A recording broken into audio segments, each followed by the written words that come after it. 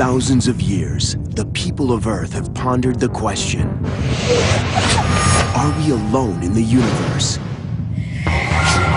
We may one day find the answer by communicating with an advanced alien race. The history-making moment known as first contact.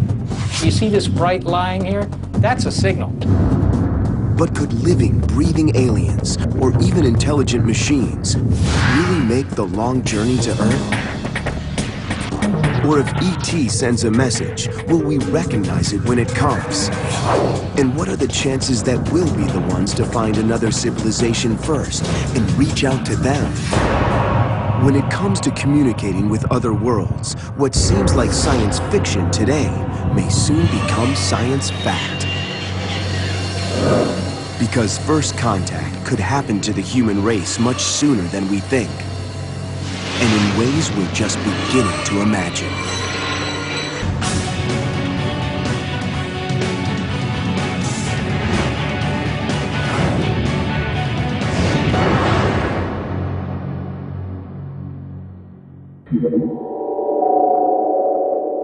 It's a question we've long pondered.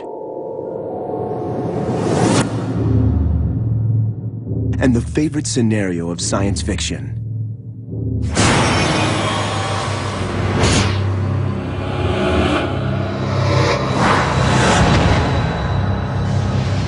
Could living, breathing aliens really just show up on our planet one day? It's the wildest, most exciting, and scariest possibility in the world of first contact.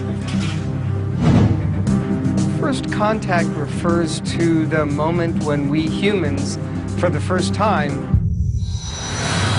gain some communication link to alien civilizations that have some means of communicating back to us. It's the moment when we finally engage in the great galactic country club of intelligent life. The search for technological life in our galaxy and in our universe is a spectacular quest, maybe indeed the greatest quest of all of humanity. There's no doubt that a visit from an alien race would be an earth-changing event. If you take a look at great milestones in human history, we have the discovery of fire, the discovery of agriculture, the discovery of writing and mathematics. However, if we make first contact, it tops all of that. The importance of a first contact ranks with the separation of Homo sapiens from the apes. So what are the chances that we'll get to experience this history-making moment? The odds depend on how many advanced alien civilizations might be out there. And to get a handle on that number, researchers turn to a mathematical formula known as the Drake equation. Back in the 1950s, scientists would speculate about what's out there, but there was no handle, there was no mathematical formula to refine our analysis. It was just idle dinner table chatter. Then astronomer Frank Drake had an idea. Why not try to quantify the probability of finding life in the universe? Drake wrote down this very simple equation, which was just to estimate how many societies are out there in our own galaxy, forget the other galaxies, just in our own galaxy that are broadcasting signals that we might pick up, this afternoon. The full Drake equation consists of 7 variables. In simple terms, this equation takes the total number of stars that could be in our galaxy. What fraction of those have planets? What fraction of planets have life? What fraction of those have intelligent life? And finally, what fraction of this intelligent life might be busy sending signals into space? The first reasonable calculation showed that there could be 10,000 planets in our own backyard harboring intelligent life forms. And that created a problem. If there are 10,000 of them, then where are they? Carl Sagan then tried to look at the numbers again, and he came up with numbers like 1 million. And then it became embarrassing. There should be intelligent life forms scattered right in our own backyard that we see every night, but we don't make contact with them. So we had a problem. a problem that persists even to today. With such high odds of intelligent life in our own galaxy, it makes sense to give some serious thought to one of science fiction's favorite scenarios. What would really happen if aliens all of a sudden showed up? All movie buffs imagine that there must be elaborate protocols for a possible visitation. What do you do when a flying saucer lands on the White House lawn? What do you do when all of a sudden Moscow and all the great capitals of the earth have flying saucers over them? If the government has a plan for this, they're not talking about it publicly. But even without a top-secret clearance, we know the types of basic steps that will take place. United States Air Force Strategic Command and scientific research groups are already on the lookout for asteroids that could impact Earth.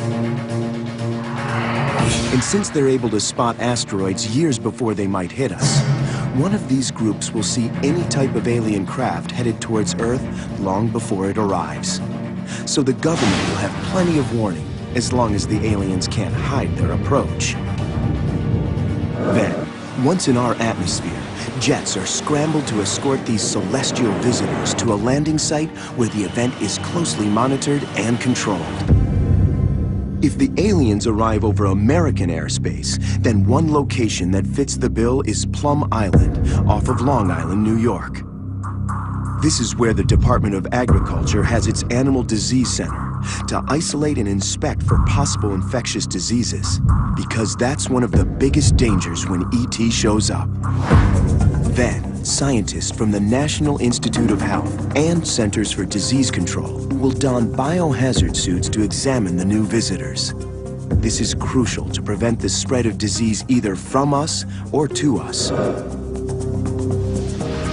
If there were physical contact with alien races, what about disease? What about competing ecosystems? We already have a terrible problem all over the world with organisms fitted to one environment in Asia getting into the Mississippi Valley, or vice versa. These are already called alien organisms. So if there were physical contact, there'd be a whole list of worries. And biological dangers aren't the only concern. The alien ship that's traveled here from across the galaxy has to have a propulsion system more powerful than anything on Earth. So Department of Energy scientists will also rush to the scene to check for hazardous materials.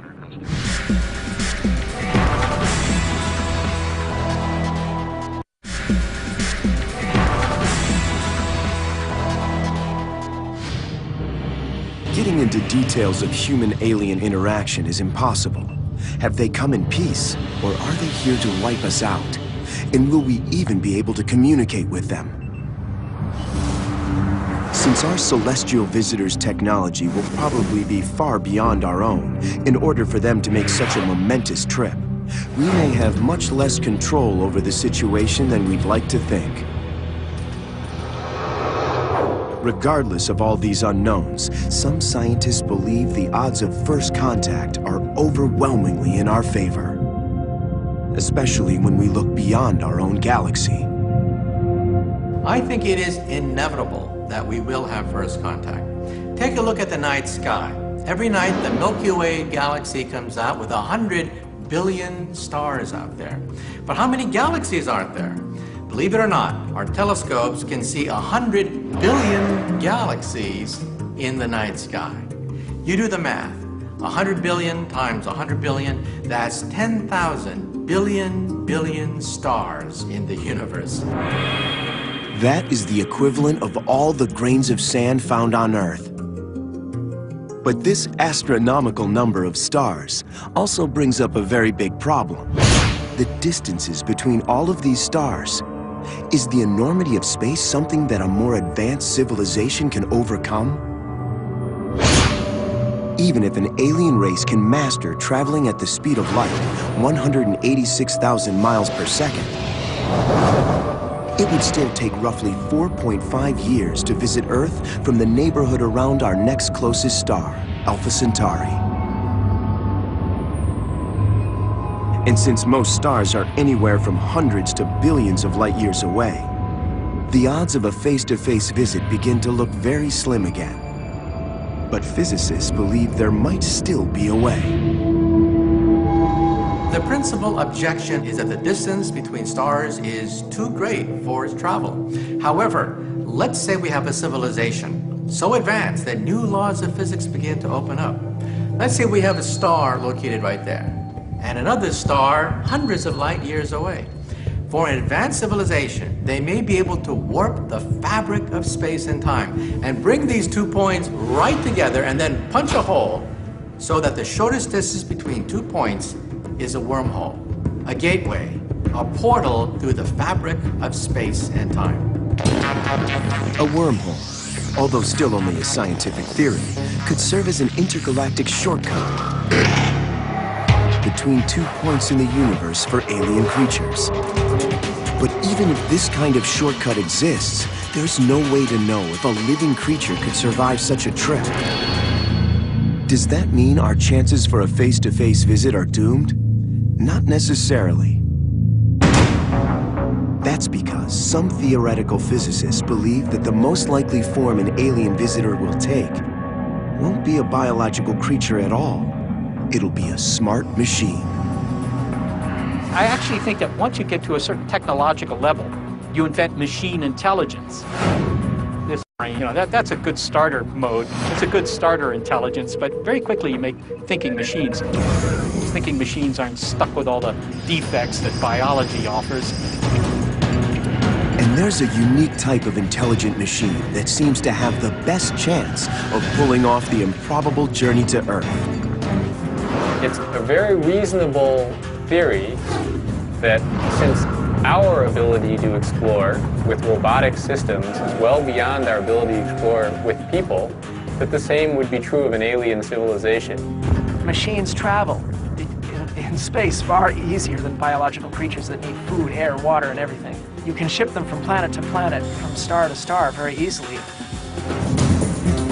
Without the need for life support supplies, an alien civilization could send an extremely intelligent robot to search for life beyond its own cosmic backyard.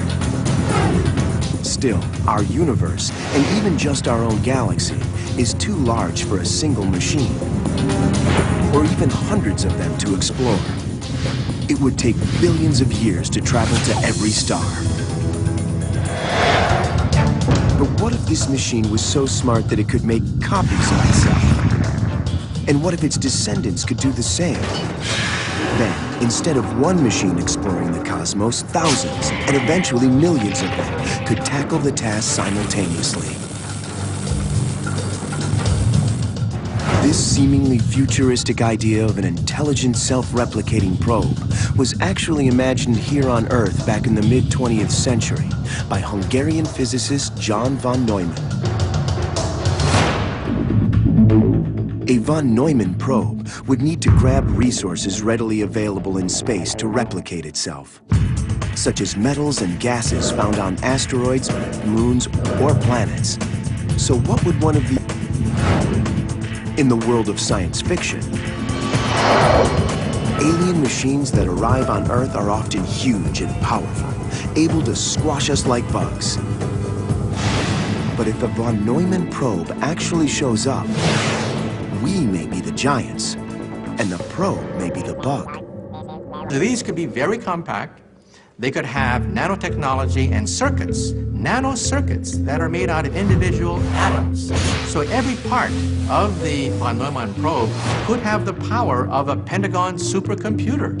So this device could store the entire information content of an entire planet. Nanotechnology is the science of building fully functioning machines on impossibly small scales. From 100 nanometers, meaning 100 billionth of a meter, down to a fraction of a nanometer. For comparison, a single strand of DNA is 2 nanometers wide. This type of compact design offers several advantages over larger alien probes. Fewer raw materials would need to be gathered for replication. The small mass would make things easier on the propulsion system. And such a tiny visitor would likely avoid detection and unwanted attention. And the alien probe builders wouldn't need their technology to be too much more advanced than our own. After just a few decades of nanotechnology engineering, we can already build a functioning microchip smaller than a dust mite.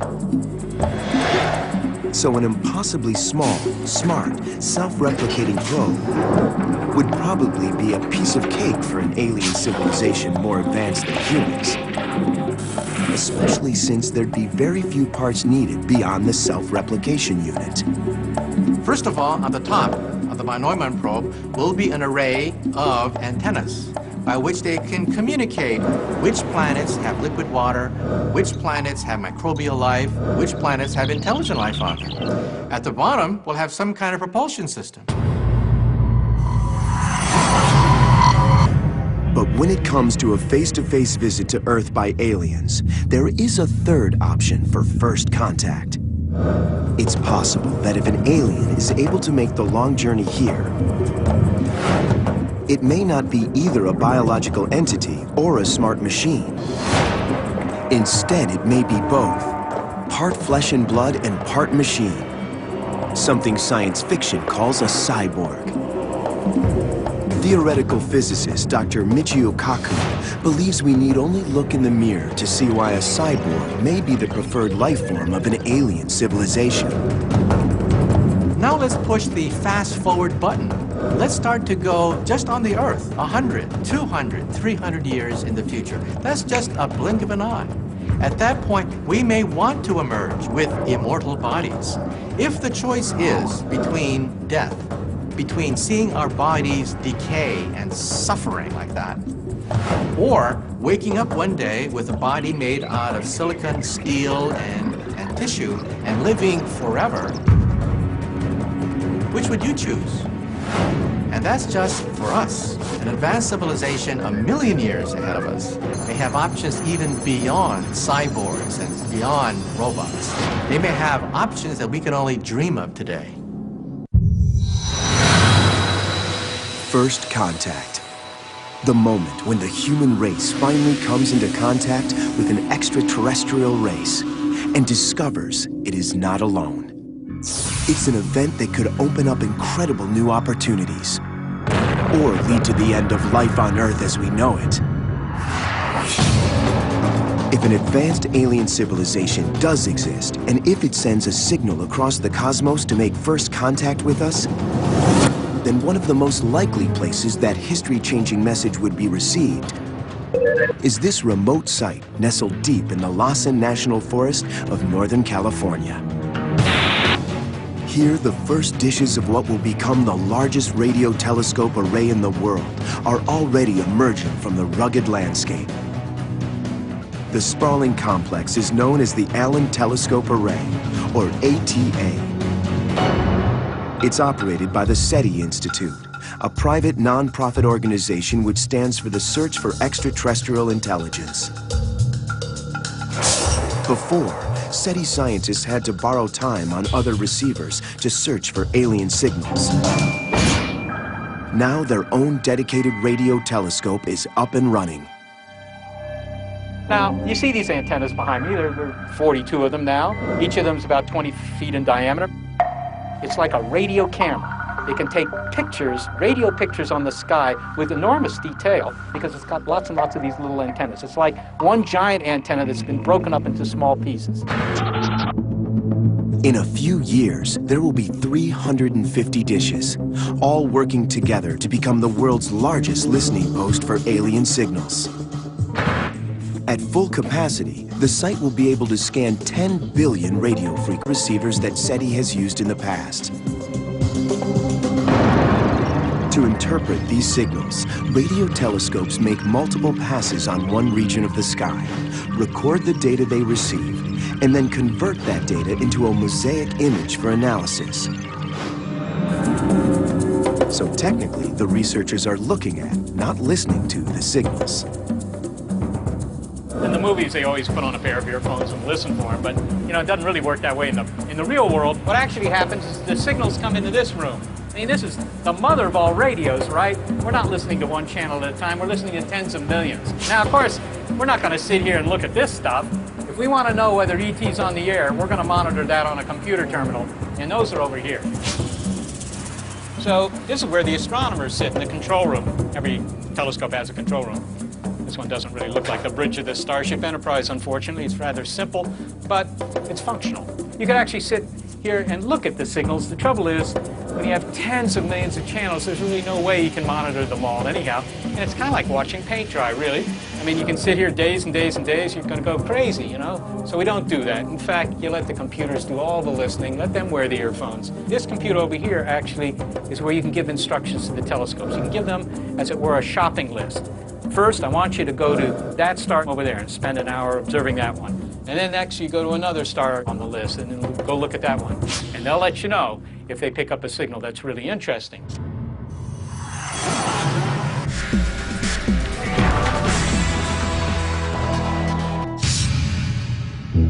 Exploding stars and many other celestial events produce naturally occurring radio signals. And man-made objects in space also send signals home. These will be picked up by the ultra-sensitive ATA dishes and must be weeded out by the computers so they're not mistaken for an alien signal. Alien signals would stand out either by producing repeating patterns from deep space, areas where man-made equipment doesn't exist, or by dramatically amplifying naturally occurring radio static. You see this bright line here? That's a signal. And it starts out at this part of the dial, this frequency, and then it moves up in frequency toward higher frequencies, right, with time. Well, that's exactly the kind of signal we're looking for. It's at one spot on the dial. It's a transmitter. And it's also moving up in frequency. We kind of expect that from ET signal because ET will be on a planet that's rotating. It'll do that. But it's moving so quickly in frequency there that that's clearly a satellite. Maybe a telecommunications satellite, maybe a space probe. But as sophisticated as this new array is, it will only be able to scan a fraction of the stars in our galaxy over its lifetime. About 1 million out of the billions and billions of Milky Way stars. So where could ET be? And how will we know when a real signal comes through? The SETI team is confident they'll be able to spot any life-changing messages after a dramatic event.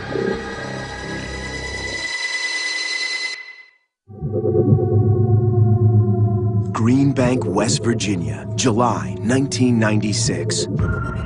Signals from outer space were being collected by the huge radio telescopes at the National Radio Astronomy Observatory.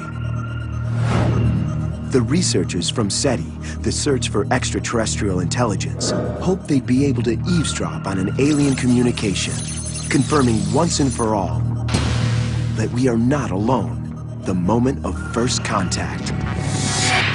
Although it's a routine procedure, that day, something was different.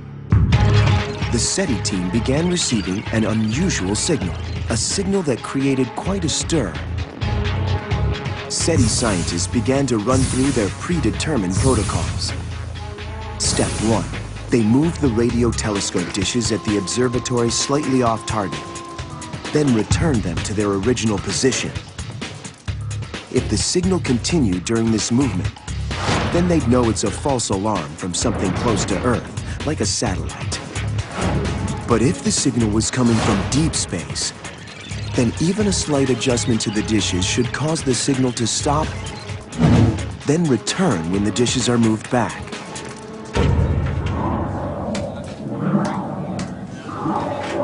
That's exactly what happened. The signal had passed their first test. Now for the second. Step 2 is contacting another observatory, preferably on another continent. Call up somebody at a different radio observatory, somebody who has a different set of antennas, because you wouldn't believe it if you were the only ones to find it. Now, it could be just a bug in the hardware or software here. But 16 hours after the signal was first detected, And before they could get a confirmation from another observatory, they discovered the source. It was coming from the SOHO spacecraft, 1 million miles away from Earth, currently studying the sun. A software glitch in SETI's computer system made SOHO's communications appear to be a legitimate alien signal. Despite the obvious disappointment, the event gave SETI Institute scientists confidence that their protocols work, and that when a true alien signal comes in, they'll be able to recognize it and realize that first contact is being made. But they still need to make sure that their dishes are pointed in the right direction, at the right time and at the right frequency, which is no easy task. So where is ET hanging out? I mean, you know, we could point these things anywhere. Well, we don't know. Obviously, we don't know. But what you do is a very simple strategy. You start with the nearest star systems and you sort of work your way out. Right? You start looking in your own backyard first. I mean, imagine looking for, I don't know, for bad elephants. You might start in your own backyard and work your way farther afield. Until finally you either hit an elephant or you don't. In the years to come, SETI hopes that new space-based technology and missions planned by NASA and the Jet Propulsion Laboratory will help pinpoint attractive targets. These targets are called exoplanets. Planets outside of our solar system orbiting around other stars in the universe. But finding them is not easy. To discover planets around other stars takes every bit of technology we've got. We use the biggest and fastest computers, and we use the biggest digital cameras you've ever seen. Some of them are 1 billion pixels, not a megapixel, but 1 billion pixels. So with all of that technology brought to bear, we are beginning to find these exciting planets around other stars that, frankly, remind us of our own solar system, of home. But current telescope technology only allows us to see rough images of huge gas giants like Jupiter, which has a diameter 11 times larger than Earth. We can't yet see Earth-like planets, but that is about to change. The Terrestrial Planet Finder, expected to launch by 2020, will use multiple space-based telescopes, all working together to peer deep into the cosmos for an alien Earth, which might harbor intelligent life. This would be a gargantuan telescope allowing us to take the first pictures of another Earth around a nearby star, a pale blue dot orbiting a yellow sun. Wouldn't that be glorious? And the Terrestrial Planet Finder will provide more than just an image. You not only can see if the planet is bluish, telling you there's water on the surface, the prerequisite for life, but moreover, you'd be able to analyze the light from that Earth into all of its colors, blue, green, yellow, and red, even the infrared, telling us the chemical composition of that planet. And the most exciting prospect is to find a planet that has oxygen in the atmosphere. But until the Terrestrial Planet Finder system is ready in 2020, SETI researchers will simply have to hope that the stars they target contain a life-supporting planet nearby.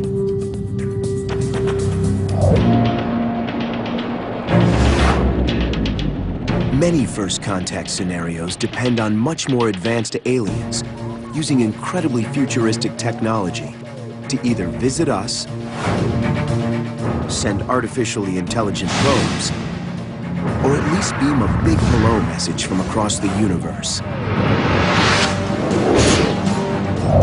In those situations, we'll just have to hope that they use that old movie line and say, "We come in peace." But what if the responsibility for making first contact falls to us? Are we up to the task?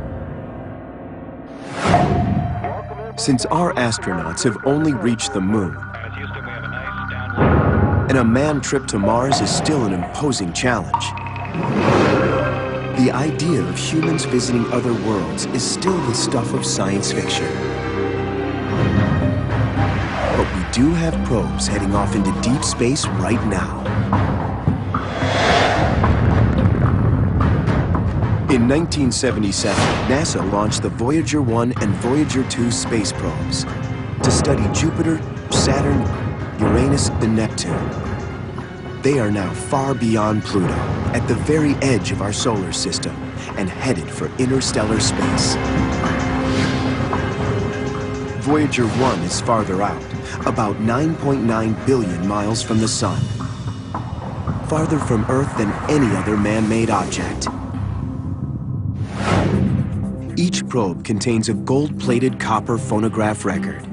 Mathematical instructions on how to play the records are printed on them, along with diagrams of scientific principles that are likely to be understood by alien civilizations. They actually had a medallion that had engravings with sounds of the planet Earth, sounds that you could hear, the location of the Earth in our sector of the universe. Basically, a roadmap as to who we are, what we want, and sounds we make, and our location. The cryptic messages and basic formulas on the probes were chosen by a NASA committee shortly before the launches to give the best representation of the culture, people, and natural wonders of Earth.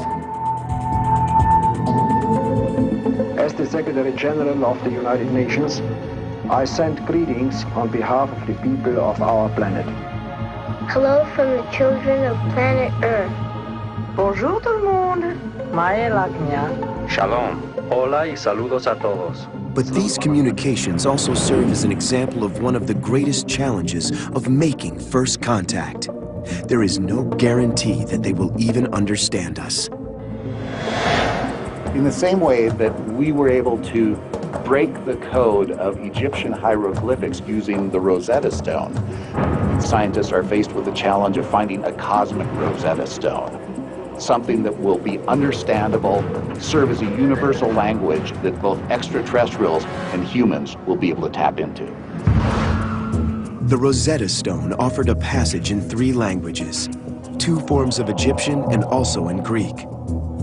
The stone was a breakthrough in decoding ancient Egyptian hieroglyphics, one of the languages on the stone.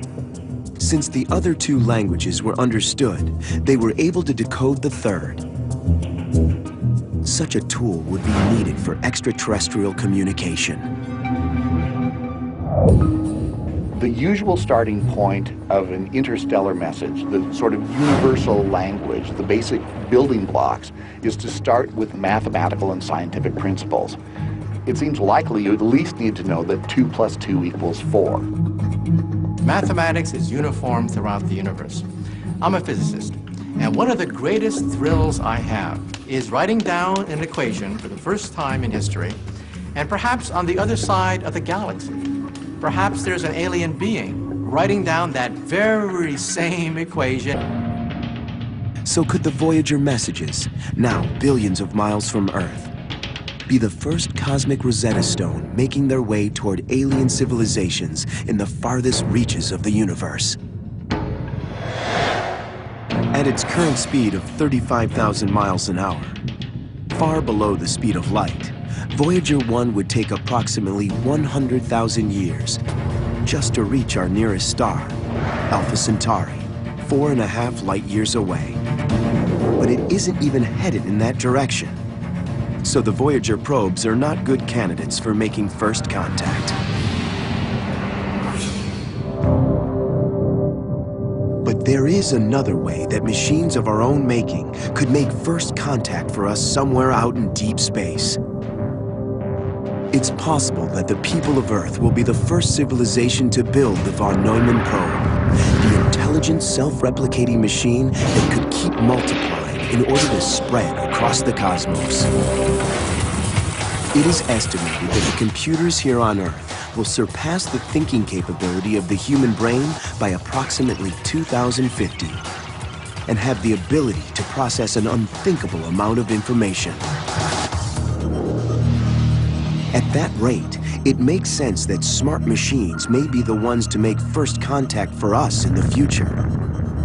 In fact, the groundwork for those types of machines is already underway, changing the ways we explore the cosmos. There are several missions that are using artificial intelligence software right now and operationally on a daily basis. The Mars exploration rovers also have a form of artificial intelligence software on board. And specifically, that software allows them to look for transient events. Transient events are things that pop up within a matter of seconds, making it impossible for controllers back on Earth to react to, since it takes about 22 minutes to send commands to machines on Mars. For example, dust devils, small tornado-like cones that race across a dry landscape, can quickly form on the Martian surface, just like they do in deserts on Earth. They're extremely rare on Mars, but sophisticated artificial intelligence software on board the rover can process each image that's taken and transmit only the ones that captured a dust devil back to Earth. So the rover is making decisions on its own. But any future machines that we send to other worlds will need to be much smarter. They'll need to be able to do everything by themselves, since it would take far too long to send commands from Earth to a machine explorer in deep space, even with the commands traveling at the speed of light. The nearest star to us, Alpha Centauri, is about 4.5 light years away. Well, if we send spacecraft commands, they won't get there for another 4.5 years. So that spacecraft has to be so smart that it has to know what to look for when looking for another civilization.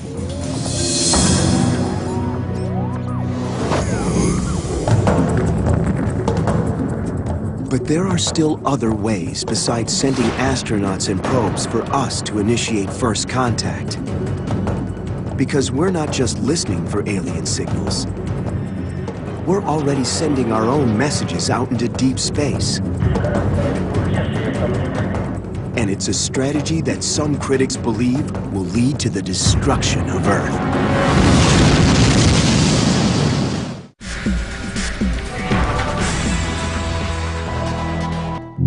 With the most advanced equipment in the world, listening for signals from intelligent alien life is slow and tedious.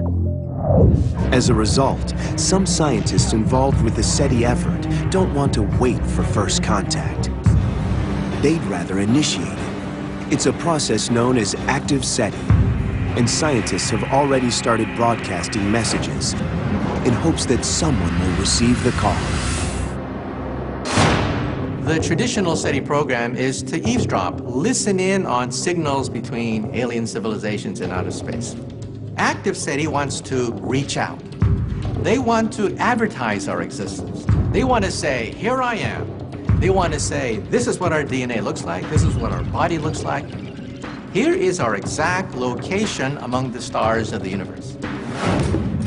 Active SETI began at the Arecibo Radio Telescope in Puerto Rico. The dish is currently the largest in the world, measuring more than 900 feet across, the equivalent to almost 3 football fields. It's built inside of a giant naturally occurring sinkhole in a mountain. In 1974, a broadcast left this location with the intent of initiating first contact with an alien world. It was a basic message written in a language of math and science that said something about what life is like on Earth. Started with a basic counting system, the numbers from 1 to 10, a brief description of some of the chemicals that are essential to life on Earth, a description of our DNA, diagram of a human being, picture of where we're located in our solar system, and then a picture of the telescope that was actually used to transmit the message. The only problem with that message that was sent from Arecibo is that if we get a reply, it won't be for another 50,000 years. That's because the galaxy that was directly overhead and easiest to target at the time, known as M13, is 25,000 light years away. In hindsight, looking back at the early attempts to advertise our existence to the universe, it was really not a coming out party at all. It was actually a feeble attempt, and these galaxies that we're trying to send messages to, they're up to 25,000 light years from the Earth. A round trip would take 50,000 years. Long after civilizations have risen and fallen on the planet Earth, perhaps a return message will come back, maybe a busy signal, we don't know. But I think it was rather naive of us back then to try to announce our presence, our coming out in the Milky Way galaxy. Although there have been more recent attempts at sending messages aimed at much closer targets, active SETI programs generate a lot of controversy. Critics worry that sending a beacon advertising our existence may invite unwanted danger.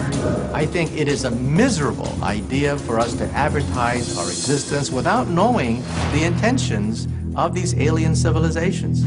I mean, if you're a deer in a forest, are you going to blare out and advertise your location to the hunters who are out there?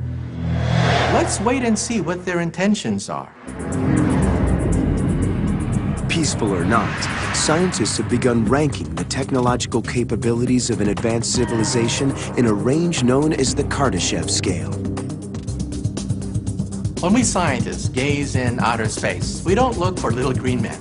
We look for type 1, type 2, type 3 civilization based on physics and energy consumption. A type 1 civilization is planetary. They consume all the energy that falls on their planet, and a mature type 1 civilization may begin to modify their weather. They may begin to have cities on the ocean. They may be able to control the power of earthquakes and volcanoes.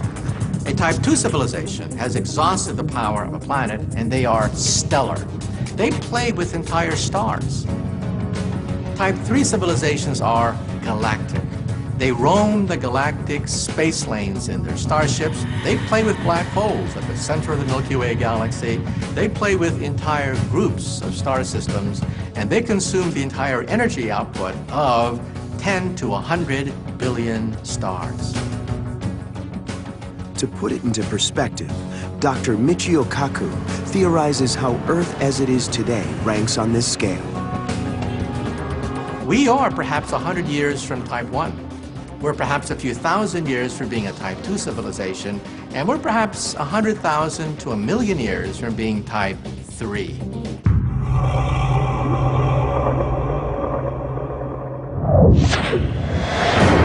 Whether it's aliens showing up in our skies, or sending us a beacon from somewhere out there, or even if we're the ones who initiate first contact, there's no doubt that this event will change humanity and our view of the universe forever. We could get an existential shock when first contact takes place. At that point, we'll realize that we're not king of the hill, that perhaps we share our universe with other intelligent life forms, and it could force us to question who we are and how we fit into this larger universe of ours. It could be an epiphany for us. Since first contact could be our salvation by delivering advanced technology to create a better world, or the beginning of the end for the human race,